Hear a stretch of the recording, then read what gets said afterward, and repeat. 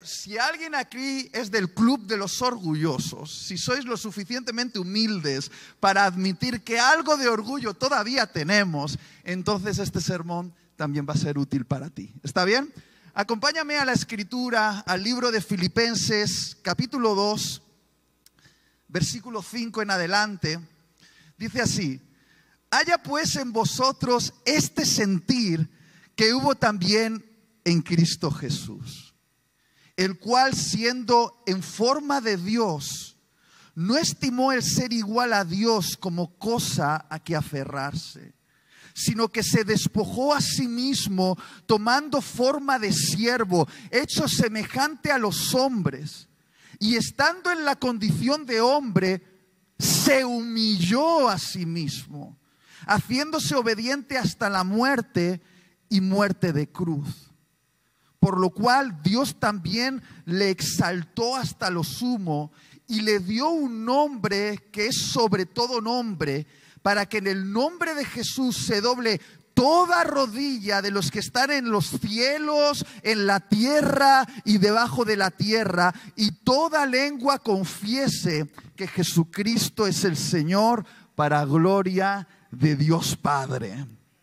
Si estás tomando apuntes, he titulado este mensaje de la siguiente manera: cristianos con el síndrome de Lucifer.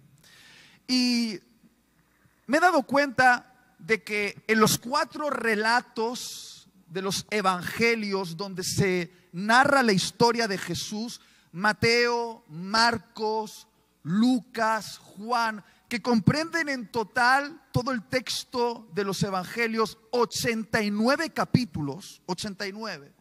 Solo hay un versículo en todo ese texto, en esos 89 capítulos de los 4 evangelios, donde Jesús describió quién era Él, o mejor dicho, describió la naturaleza de su corazón. Es cierto que Él hizo diversas afirmaciones acerca de su identidad mesiánica. Es cierto que en sus actos, sus milagros y sus sermones podemos dibujar en nuestra mente con muchos colores todas las virtudes de Jesús y tener una imagen de su grandeza. Pero el único momento donde Él corrió el velo y nos dijo cómo era su corazón, describiéndose a sí mismo, describiendo la naturaleza interna de su ser interno, de donde brota la esencia de nuestra identidad, que es el corazón, según la cultura hebrea, lo hizo de esta manera. Mateo capítulo 11, versículo 29. Yo soy manso y humilde de corazón. Ahora, en contraste a esto, en todos los textos bíblicos donde se nos habla del origen de Satanás y de su obra en este mundo, también en alguno de esos textos se corre el velo y se describe cómo es el corazón de Satanás. Y vamos a leerlo. Ezequiel 28, 12 al 18, y después vamos a saltar a Isaías 14, 12 al 15. Es mucho texto, pero es texto que describe la identidad de Satanás. Dice: tú eres el sello de la perfección, lleno de sabiduría y acabado de hermosura. En Edén, en el huerto de Dios estuviste. De toda piedra preciosa era tu vestidura, de cornerina, topacio, jaspe, crisólito, berilio y onice, de zafiro, carbunclo, esmeralda y oro. Los primores de tus tamboriles y flautas estuvieron preparados para ti en el día de tu creación. Tú, querubín grande, protector, yo te puse en el santo monte de Dios, allí estuviste. En medio de las piedras de fuego te paseabas. Perfecto eras en todos tus caminos desde el día que fuiste creado hasta que se halló en ti maldad. Vamos a descubrir cuál fue la maldad que surgió en este querubín. A causa de la multitud de tus contrataciones fuiste lleno de iniquidad y pecaste. Estamos hablando del primer pecado que existió en el cosmos, que surgió en el corazón de este querubín. Por lo que yo te eché del monte de Dios y te arrojé de entre las piedras del fuego, oh querubín protector. Aquí se describe su corazón. Se enalteció tú, ¿qué dice? Se enalteció tu corazón. Un sinónimo sería se enorgulleció, se llenó de soberbia tu corazón a causa de tu hermosura. Corrompiste tu sabiduría a causa de tu esplendor. Yo te arrojaré por tierra delante de los reyes, te pondré para que miren en ti. Con la multitud de tus maldades y con la iniquidad de tus contrataciones profanaste tu santuario. Yo pues saqué fuego de en medio de ti, el cual te consumió, y te puse en ceniza sobre la tierra a los ojos de todos los que te miran. Isaías capítulo 14, versículo 12 al 15, también describe algo acerca de la naturaleza de Satanás. Dice: ¿cómo caíste del cielo, oh lucero, hijo de la mañana? Cortado fuiste por tierra, tú que debilitabas a las naciones, tú que decías en tu corazón: subiré al cielo, en lo alto, junto a las estrellas de Dios, levantaré mi trono, y en el monte del testimonio me sentaré, a los lados del norte, sobre las alturas de las nubes subiré, y seré semejante al Altísimo. Mas tú derribado eres hasta el Seol, a los lados del abismo. Cuando Jesús describió su corazón, dijo que la naturaleza de su corazón era mansedumbre y humildad. Cuando el profeta Ezequiel y el profeta Isaías, inspirados por el Espíritu de Dios, describieron la naturaleza del corazón de Satanás, dijeron que estaba lleno de soberbia y orgullo. Hay bastantes misterios acerca del origen de Satanás. Aún los teólogos debaten acerca de cómo fue, pero hay cierto consenso. Se cree que Satanás, antes de ser conocido como Satanás, se conocía como Lucifer, que en esencia podría traducirse como luz hermosa. Al parecer, él era uno de los 3 seres celestiales de alto rango en el cielo, juntamente con Gabriel y Miguel. No eran los únicos, pero probablemente eran los de mayor alto grado en el mundo celestial. Debido a la descripción que los profetas hacen, se le llama querubín protector de la gloria de Dios en el santuario celestial, y se describe que este querubín fue creado lleno de engastes, de piedras preciosas, de todo tipo de elementos de alto valor, diamantes, perlas, metales preciosos, que recuerdan mucho al pectoral que los sacerdotes israelitas llevaban para ministrar en el templo. Muchos teólogos consideran que este querubín, Lucifer, era una especie de sacerdote en el santuario celestial, porque la Biblia dice que allá arriba hay un santuario celestial y el que se hizo aquí abajo era solo una réplica, una sombra de lo que hay allá arriba. Algunos dicen que esa labor sacerdotal que hacía Lucifer tenía que ver con la adoración en el salón del trono. Es decir, que Lucifer de alguna manera era el encargado de dirigir a los seres celestiales en adoración a aquel que estaba sentado en el trono desde la eternidad, a Jesucristo. De alguna manera, Lucifer atraía la atención hacia Jesús, hacia aquel que estaba sentado en el trono, y hacía que los seres celestiales cantasen alabanzas y adorasen al único digno de adoración, como una especie de director de adoración. Parece que en un momento, y no sin razón, este querubín se dio cuenta de que no solamente el que estaba sentado en el trono era hermoso. La Biblia lo describe como el querubín, el sello de la perfección. Probablemente era el ser, después de Dios mismo, más hermoso de todo el mundo celeste. Y él se dio cuenta, al mirarse a sí mismo, que él también podría ser digno de recibir adoración.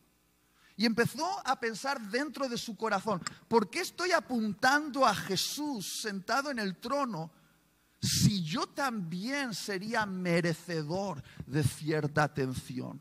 Quizá yo también, miradme, podría ser digno de estar sentado en ese trono y recibir adoración.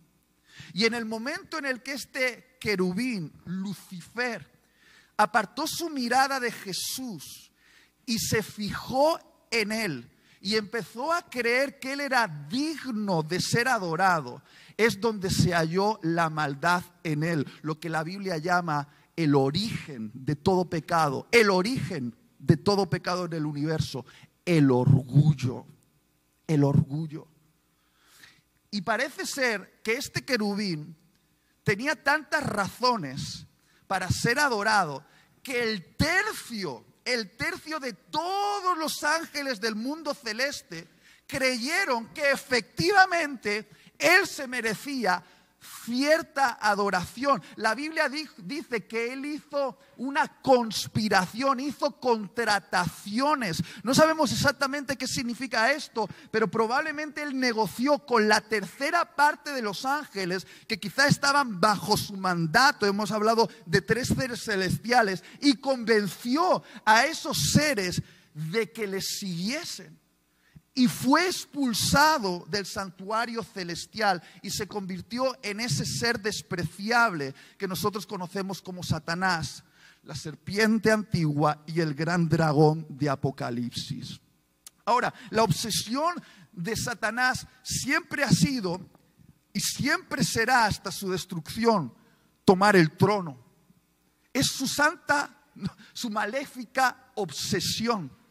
De hecho, cuando se presenta delante de Jesús, allí en el desierto, y empieza a intentar negociar con Jesús, él era experto en negociaciones, convenció a la tercera parte de los ángeles que le siguiesen. Pretendió hacer con Jesús lo que había conseguido con Adán. Y en un momento le dice, mira Jesús, yo sé a lo que has venido aquí.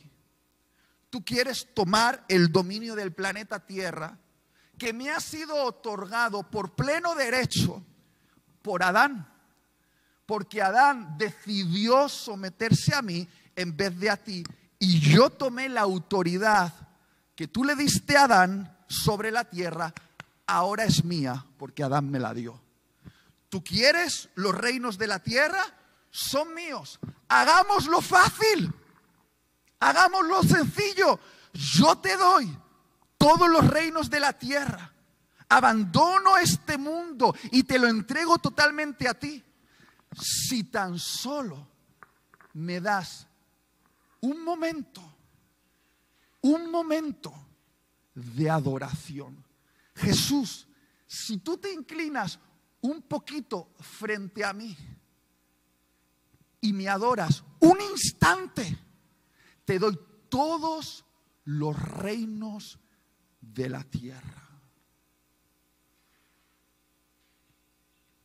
Jesús lo confrontó nuevamente y le dijo, querido, recuerda que en este universo solo hay uno digno de adoración. Pero la obsesión de Satanás está creciendo tanto que cuando la Biblia nos habla de su advenimiento en forma del anticristo o la bestia, se dice que su obsesión final va a ser poner su trono en el templo terrenal de Dios, que está en Jerusalén, concretamente en el monte del templo, donde está el gran conflicto mundial. Esa siempre ha sido y siempre será, hasta la destrucción de Satanás, su obsesión: tomar el trono. Ahora, cuando Pablo nos describió a Jesús con ese poema precioso de Filipenses capítulo 2, nos muestra un corazón totalmente diferente. No nos muestra un corazón obsesionado con el trono. Dice que Jesús, que realmente era el único digno de estar sentado en este trono, no consideró ese trono como algo a lo que aferrarse, sino que siendo el único digno, el único merecedor, decidió despojarse del trono, decidió renunciar al trono y, siendo un ser divino, hacerse humano como uno de nosotros. Ahora, no sé si entiendes la implicación. Estamos hablando de que Dios, un ser divino, se hizo humano. Ese es el mayor acto de humillación que un Dios puede hacer: hacerse parte de su creación. Pero cuando se hizo parte de su creación, ni siquiera eligió ser un rey, un gobernante, sino que nació como un niñito judío en un pequeño pueblito llamado Belén, en un establo insignificante.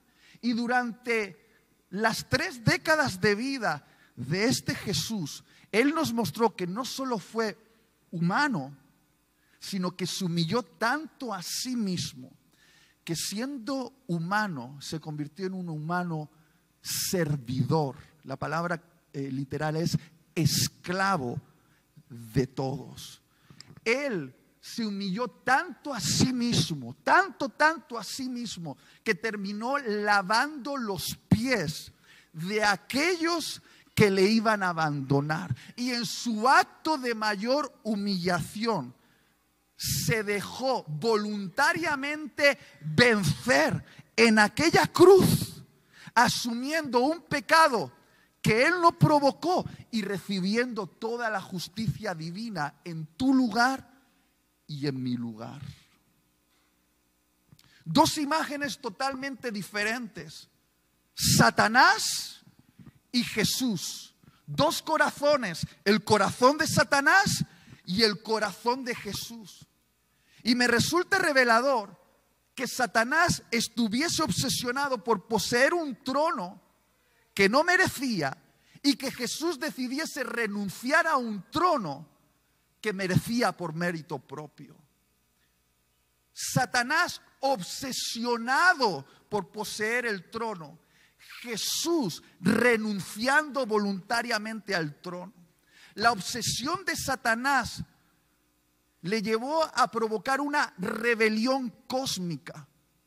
El orgullo en su corazón por poseer el trono destruyó el mundo, porque el orgullo es el destructor de mundos.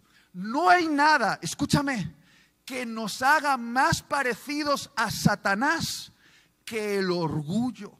Cuando nos alineamos con Satanás en el orgullo, estamos alineándonos con el poder destructor de mundos. El orgullo es lo que destruye parejas, destruye familias, destruye comunidades, destruye países. ¿Quieres que te lo pruebe? Te puedo probar cómo todos los problemas en esta sala y en mi nación y en el mundo son producto de algún tipo de orgullo. Y sin embargo, cuando Jesús vino a, como ha dicho Tim, restaurar lo que el orgullo rompió, lo hizo con el poder contrario, el poder de la humildad. Él no vino a restaurar las cosas con la violencia y la fuerza, sino que vino a hacerlo con mansedumbre y humildad, demostrándonos que la mansedumbre y la humildad construyen lo que el orgullo destruye, restauran lo que el orgullo rompe. Y la cuestión esta mañana es, ¿con quién nos vamos a poner de acuerdo? Tú puedes decir, no, Itiel, estamos en la iglesia, aquí no hay gente orgullosa. Ya os he dicho que este mensaje es sobre mí. Pero me parece muy interesante y terrible, aterrador, que el ser que contemplaba cara a cara a Jesús, que lo adoraba, que componía canciones, Aitor, para Jesús, que lo veía, que podía contemplar la belleza más grande que existe en el universo, Cristo, aún estando en la presencia de Cristo, rodeado de divinidad, en un mundo perfecto, pudo desarrollar orgullo en su corazón. Esa historia y la historia de Adán y Eva nos demuestra que en los mundos perfectos el orgullo también puede aflorar. Y que justamente aflora para destruir. Y Jesús sabía que el asunto del orgullo iba a ser uno de los principales problemas en sus discípulos. En Mateo capítulo 20 se nos describe un momento trágico. Diría cómico, entonces voy a decir tragicómico. Porque en Mateo capítulo 20 se nos muestra a Jesús hablando a sus discípulos de que ya llegaba su hora, de que iba a ser sacrificado, de que lo iban a abrir con látigos, le iban a poner una corona de espinas, iban a clavarle clavos en las muñecas y en los pies, que iba a ser crucificado. Estaba hablando de su dolor. Y esos discípulos, en vez de prestar atención a lo que su maestro estaba diciendo, que les estaba hablando de su sufrimiento, dice que dos de ellos, Juan y Santiago, fueron donde su mamá, que hay que ser cobarde para ir donde su mamá y enviarla como mensajera. Y le dijeron, mamá, habla con Jesús. Y Juan y Santiago envían a su madre para hablar con Jesús, que estaba roto pensando en el sufrimiento que iba a padecer. Y la mamá le dice, mira, Jesús, te pido poquita cosa, para mis niñitos, Juan y Santiago. Solo te pido que cuando tú estés sentado en tu trono gobernando las naciones, mi hijo Juan y mi hijo Santiago se sienten a la izquierda y a la derecha de tu trono. Y Jesús los mira a la madre y dice, muchachos, venid aquí. Venid aquí. ¿Realmente queréis el trono? ¿Queréis el trono? ¿De verdad queréis el trono? ¿Estaréis dispuestos a beber de la misma copa de sufrimiento que yo voy a beber para poder obtenerlo de vuelta? ¿Estaréis dispuestos a asumir la cruz que yo voy a asumir para volver a recuperar aquello que dejé por vosotros? Jesús hablándoles de la cruz y ellos obsesionados con el trono. Y Jesús los mira y les dice, es que habéis aprendido muy mal, porque en este mundo los poderosos gobiernan sentados en sus tronos y subyugan a los débiles, imponen sus leyes, saquean, violan y roban, y es la manera de ejercer poder. Pero en mi reino no se gobierna desde un trono, se gobierna abrazando una cruz. Y hasta que no aprendáis cómo funciona mi reino, puede ser que os estéis equivocando de reinos y creyendo que estáis en mi movimiento, estéis en el movimiento de Lucifer. Y es fácil creer que representamos al reino de Dios y operar en el sistema de Lucifer, porque el reino de Dios abraza la cruz y el sistema de Lucifer se obsesiona por el trono. Satanás se obsesionó con el trono. Los discípulos se obsesionaron por el trono. Nosotros nos obsesionamos por el trono. Queremos destacar, ser importantes, tener la razón, que nos validen. Sin embargo, Jesús se despojó de su trono y abrazó una cruz de sufrimiento para salvarnos a nosotros. Esta parte es la más difícil, la que más tiempo me ha llevado. Es donde voy a intentar definir lo que es el orgullo y la humildad.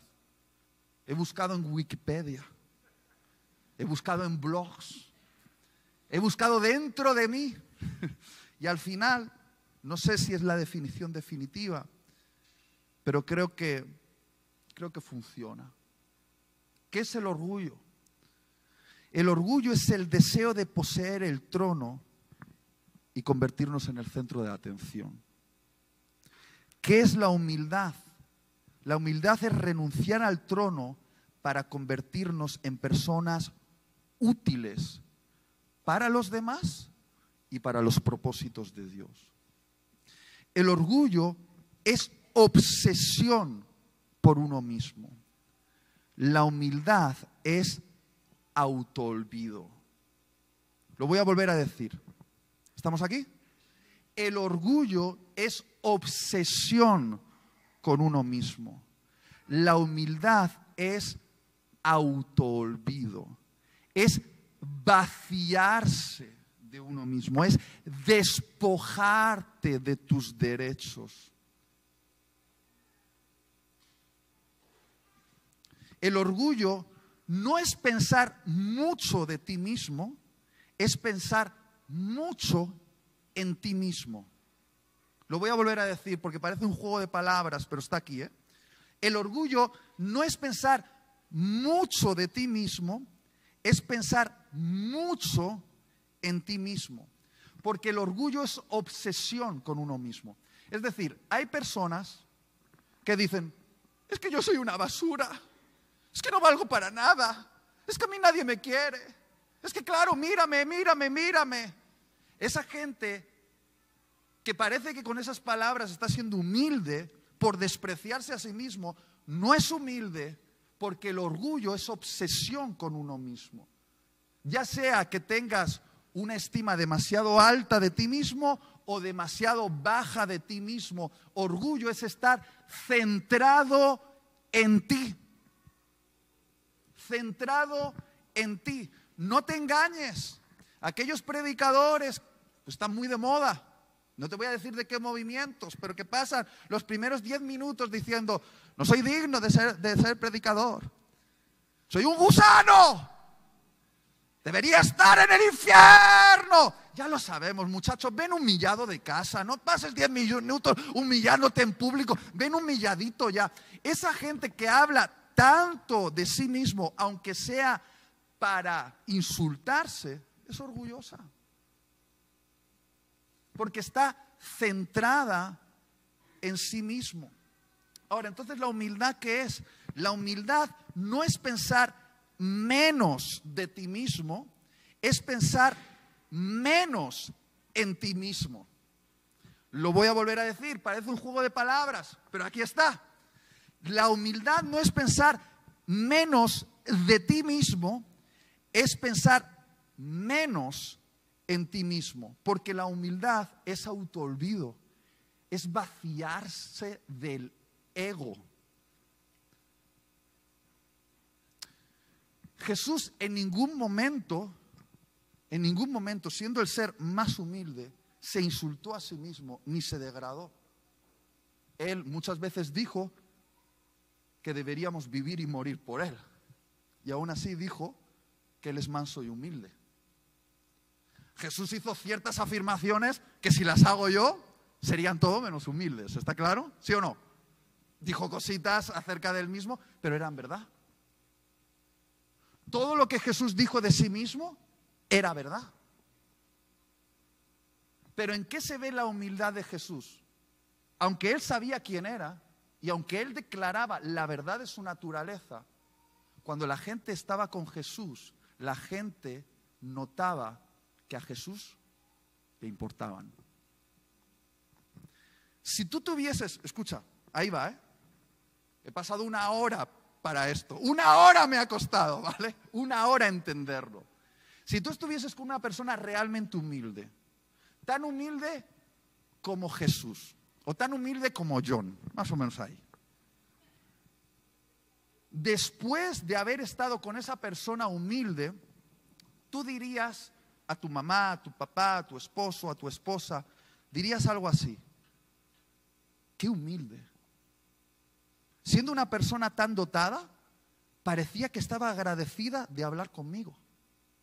Se le veía seguro de sí mismo, consciente de su valor. Pero en ese momento me hacía sentir como si yo fuese el más importante para él.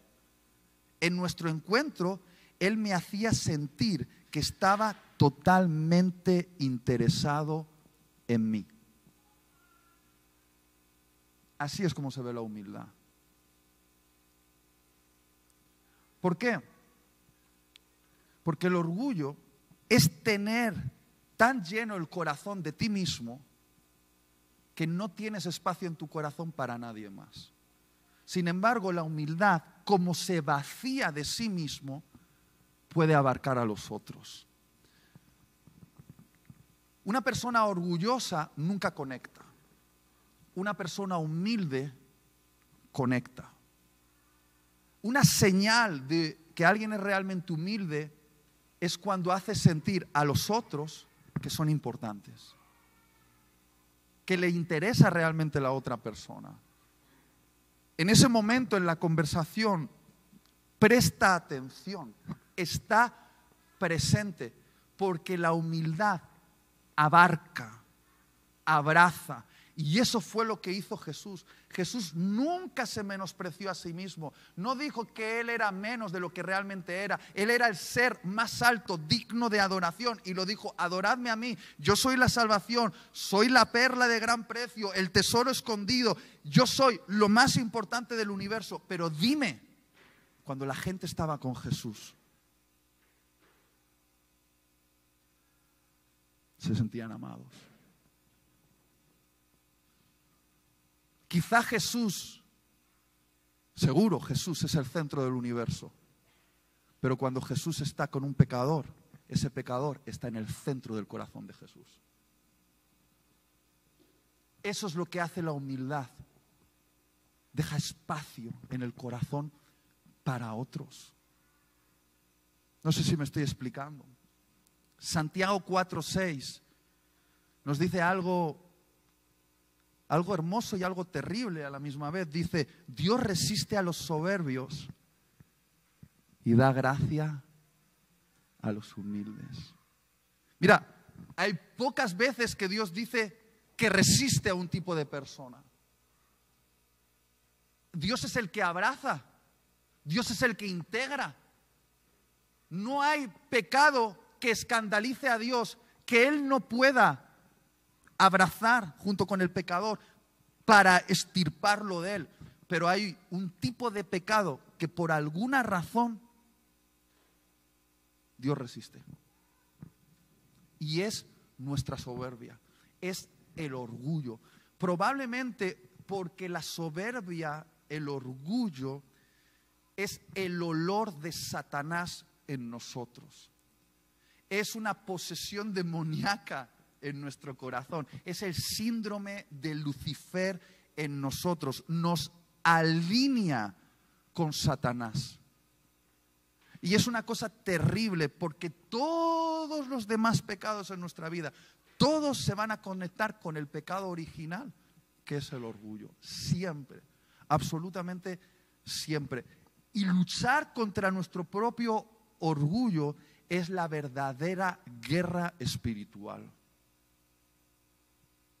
Nosotros podemos poner aceite en todas las esquinas de Santander, echar agua, sal, hacer todos los rituales mágicos que quieras hacer, gritar a los demonios.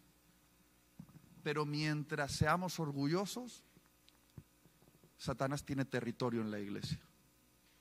Es su territorio. El orgullo es el territorio de Satanás en nuestro corazón.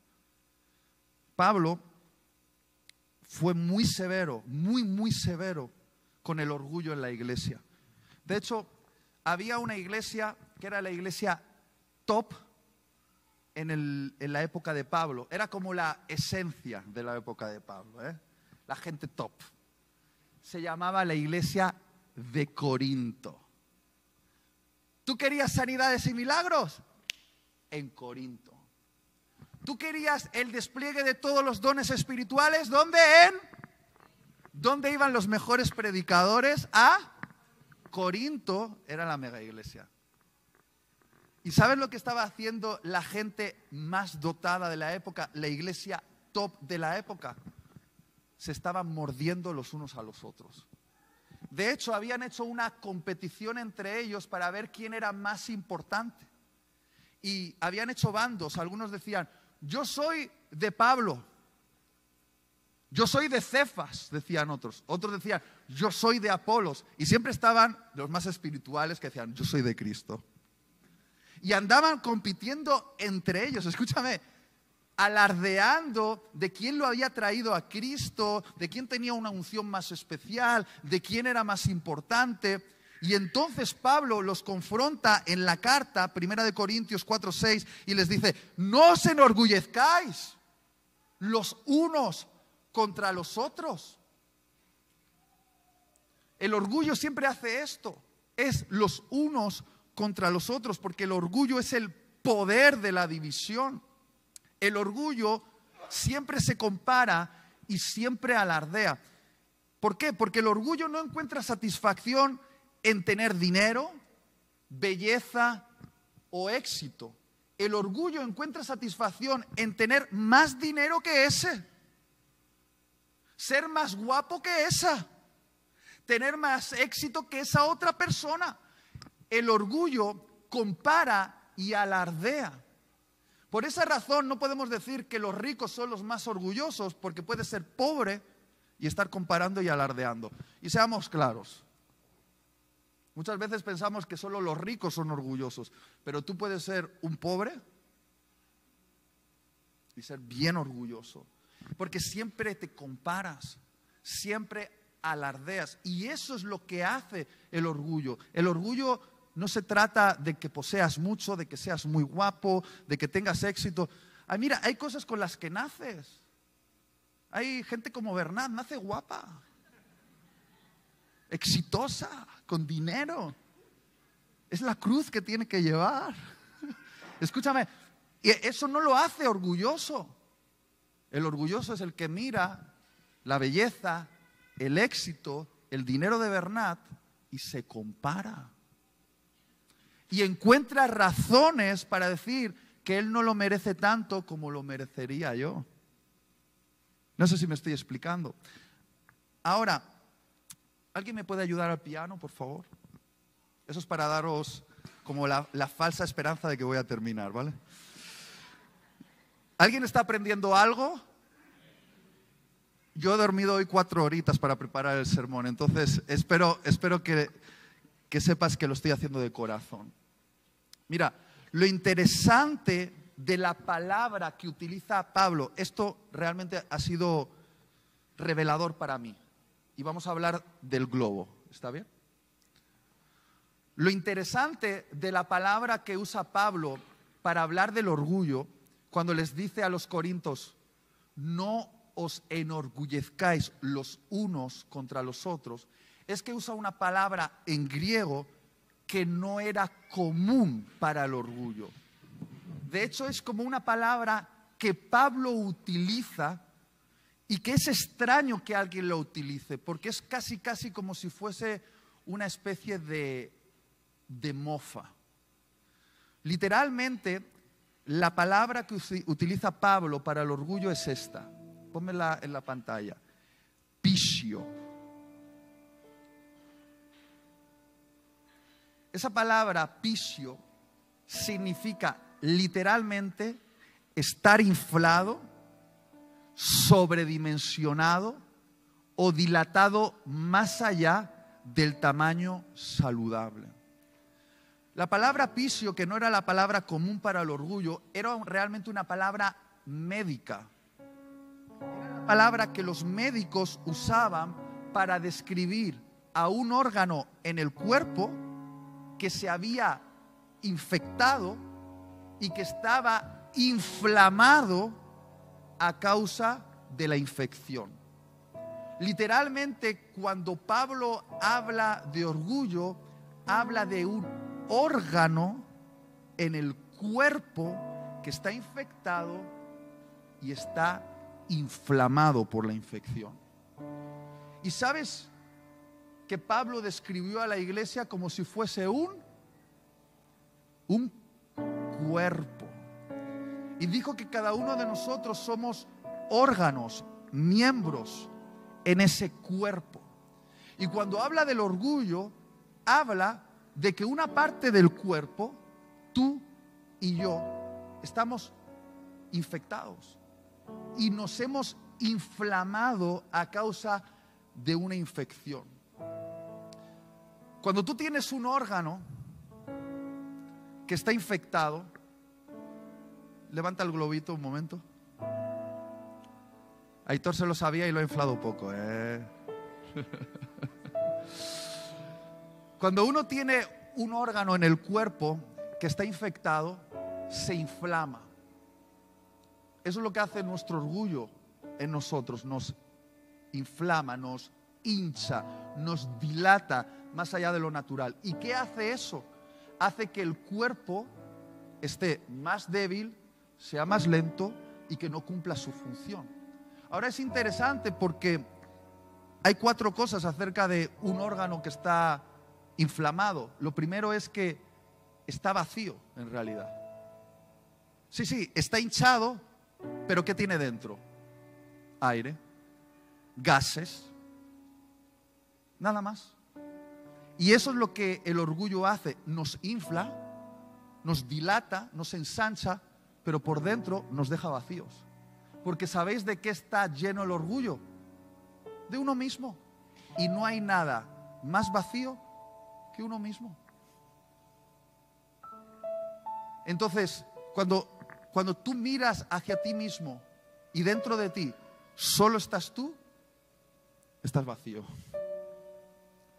Si dentro de ti no hay lugar para otros y para los propósitos de Dios, estás muy hinchado, pero en realidad estás vacío. Mira, otra señal de un órgano inflado es que atrae la atención hacia sí mismo. Si un órgano en tu cuerpo funciona bien, tú notas ese órgano. ¿Cuántos aquí notan su hígado? Sus riñones, sus intestinos, ¿tú los notas? Dime, ¿los notas? Solo cuando hay gases. ¿Sí o no?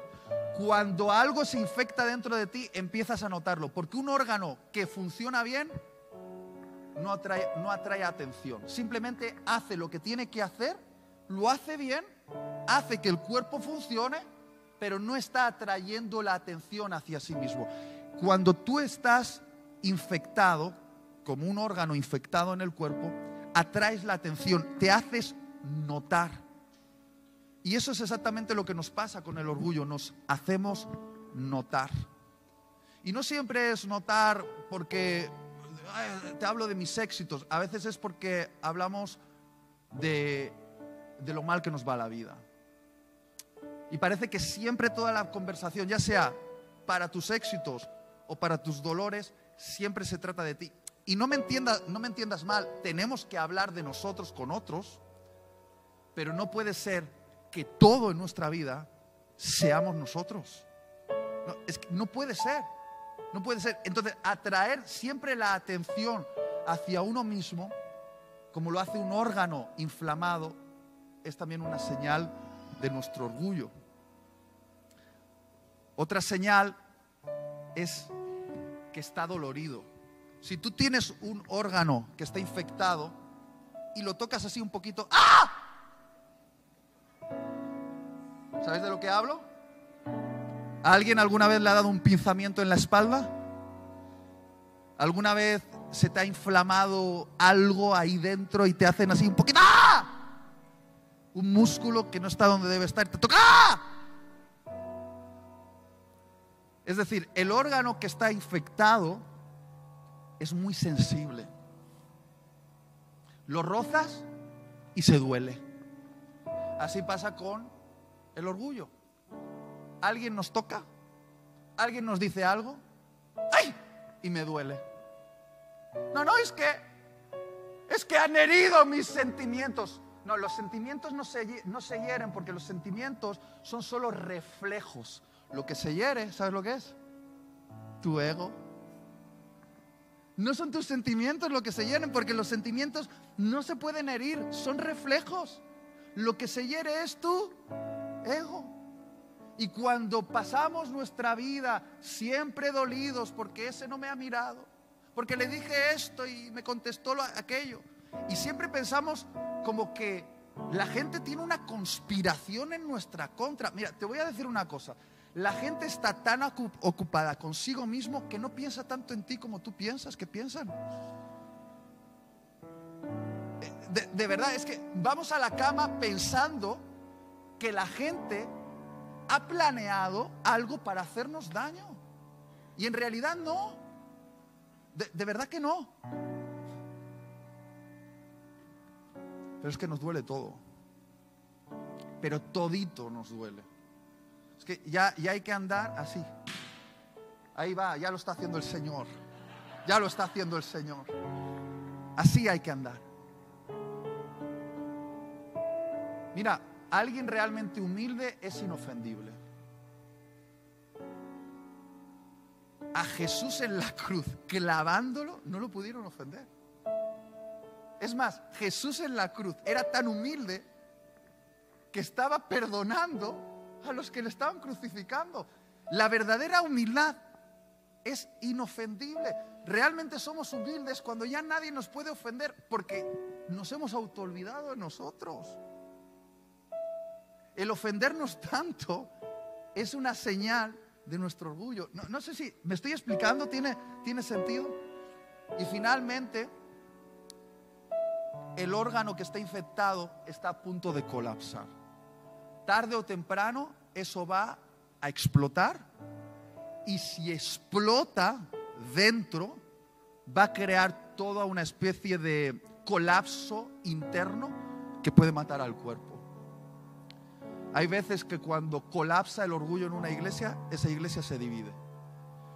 Cuando colapsa el orgullo en un matrimonio, ese matrimonio se divorcia. Cuando colapsa el orgullo en una familia, esa familia no se hablan entre los hermanos. Porque el orgullo siempre está al borde de colapsar. A ver, levántame tu orgullo, a ver un momentito cómo está. El mío más, ¿qué creéis? Entonces, en resumen, el orgullo está inflado de uno mismo, pero vacío realmente. Al mirar tu corazón, ¿de qué está lleno? ¿Hay lugar para propósitos de Dios, para otras personas, o solo está lleno de ti? El orgullo siempre está llamando la atención. ¿Haces lo que haces para que la gente te mire? Porque necesitas estar siempre en el centro de la atención. El orgullo siempre está dolido. Terminas tu día siempre ofendido con alguien, sintiendo que alguien te debe algo, que te han decepcionado. Y finalmente el orgullo está a punto de colapsar y crear un desastre en tu vida. ¿Sientes que estás a punto de explotar? Pues fíjate, Dios ama tanto a los orgullosos que a veces nos da un aguijón para bajar la inflamación. Porque Pablo, cuando confrontaba el orgullo, no lo hacía como un hombre que se creía muy humilde, lo hacía como un hombre que sabía que era muy orgulloso. Y en 2 de Corintios 12, en la segunda carta que escribió a los Corintios, versículo 7 dice, empieza diciendo, conozco a un hombre, pero le dice, ese hombre soy yo, que subió al tercer cielo y tuvo visiones del mundo celeste y escuchó cosas que oído no ha escuchado y vio cosas que ojos no han visto. Y ese hombre que ha visto el mundo celestial, soy yo. Dios me arrebató. ¿A cuántos aquí Dios lo ha arrebatado y se lo ha llevado al cielo? A Pablo Dios lo arrebató, se lo llevó al cielo. No había un apóstol más dotado que Pablo. Escucha, Pedro, un pescador, buena gente, pero Pablo, fariseo, docto, ciudadano romano y judío, contactos, inteligente, hábil, controlaba de idiomas y encima tiene un encuentro con Jesús y Jesús se lo lleva a pasear al cielo varias veces. Y dice, y para que la grandeza de las revelaciones no me exaltase desmedidamente, me fue dado un aguijón en mi carne, un mensajero de Satanás que me abofetee para que no me enaltezca, no me enorgullezca, no tenga soberbia en sobremanera. Respecto a lo cual, 3 veces le he rogado al Señor. ¿Cuántas veces le rogó al Señor? 3 veces, quítame el aguijón. Y Dios le dijo las 3 veces, ya vale, no lo vamos a discutir más. Bástate mi gracia, porque mi poder se perfecciona en tu debilidad. Por tanto, de buena gana me gloriaré más bien en mis debilidades para que repose sobre mí el poder de Cristo. Mira, Dios nos ama tanto y sabe que estamos así. ¿Cómo estamos? Inflamados por el orgullo, que nos regala aguijones en nuestra vida. Nosotros le pedimos a Dios, quítamelo. Y Dios dice, no. Ese aguijón a veces es una persona que nos tensa, es una situación complicada en nuestra economía, es un dolor en el cuerpo. Mira, de hecho creo que el Espíritu Santo no dejó a Pablo decir cuál era su aguijón y que quedase escrito en esa carta para que todos aquí pensemos en un aguijón y podamos pensar en el nuestro sin estar condicionado por el de Pablo. Yo noto que el amor de Dios por mí es tan grande que cuando me estoy inflando me pasa algo para recordarme que soy polvo. Viene un aguijón. ¿Cuántos aquí saben que Dios a veces nos regala un aguijón, que es una oración no contestada de algo que nos humilla, pero que no está ahí para destruirnos, está ahí para hacernos más parecidos a Jesús? Si tú dices, yo creo que tengo aguijones en mi vida, puedes darle un pellizquito a ese globo.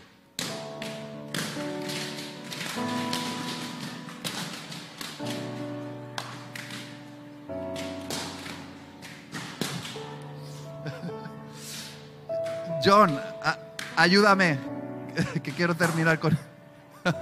¿Hay alguno tan orgulloso que quiere llevarse el globo a casa? Enmárcalo, hijo. Al final ese aguijón está ahí no para destruirnos, está ahí para hacernos más parecidos a Jesús. Y quiero terminar con el texto que comencé, donde Jesús se describió a sí mismo y dijo, Mateo capítulo 11, 28 en adelante, venid a mí todos los que estáis trabajados y cargados, y yo os haré descansar. Fíjate qué interesante.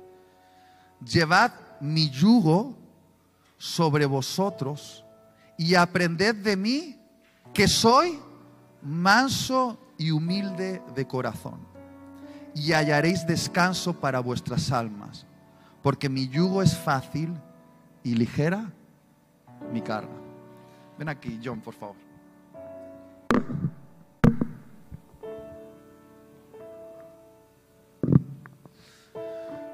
Nuestra generación no está muy familiarizada con el concepto yugo, pero nuestros padres, abuelos, bisabuelos sabían que esta era una herramienta de trabajo, era una herramienta muy útil para el campo. El yugo era un travesaño de madera que unía la fuerza de 2 animales. Generalmente eran 2 bueyes. 2 bueyes que con su fuerza empujaban un arado para arar la tierra, para después sembrarla y tener una cosecha.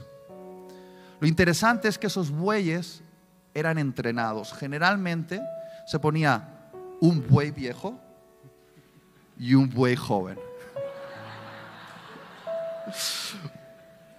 Un buey que sabía hacer el trabajo, un buey entrenado y un buey que tenía que aprender. Y Jesús dice algo muy interesante, dice: ¿quién está cansado y agotado?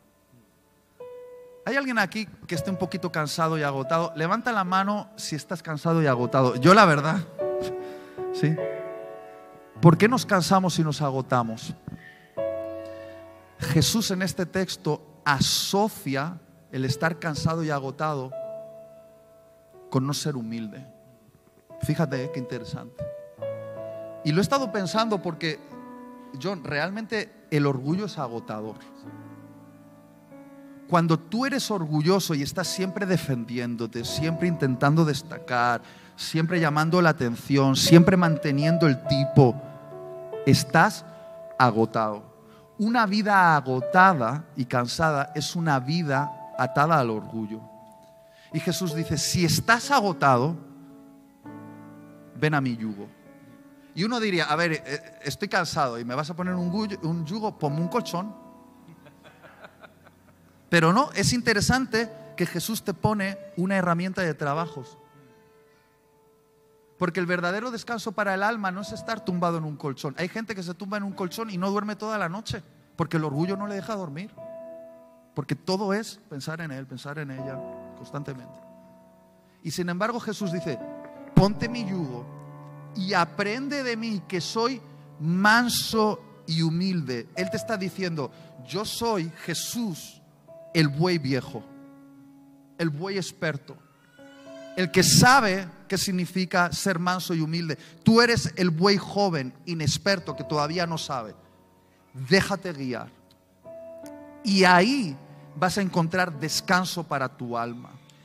Y claro, muchas veces yo como buey joven quiero ir hacia aquí, pero el buey viejo quiere ir hacia allí. Y el buey viejo me obliga. Y a veces me obliga a hacer cosas contrarias a mi orgullo, pero él me está obligando porque eso es humildad.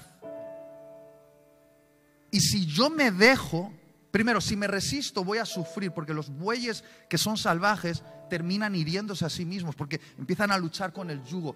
Pero si tú te relajas y dejas que Jesús te guíe, entonces se aligera la carga, descansas. Normalmente Jesús nos guía donde el orgullo no quiere ir, nos guía a perdonar, nos guía a servir, nos guía a prestar atención. Y alguno dice: no, es que en esta sociedad me enseñan que la verdadera felicidad es el desarrollo personal. No sé si a vosotros en TikTok, Instagram, YouTube siempre os sale un tipo diciendo: estoy aquí, te doy una masterclass gratuita para convertirte en la persona que quieres ser. No trabajarás nunca más, estarás como yo en las Maldivas, sin trabajar. Soy rico. ¿Cómo? Vendiéndote cursos a ti, que eres tonto y se los compras.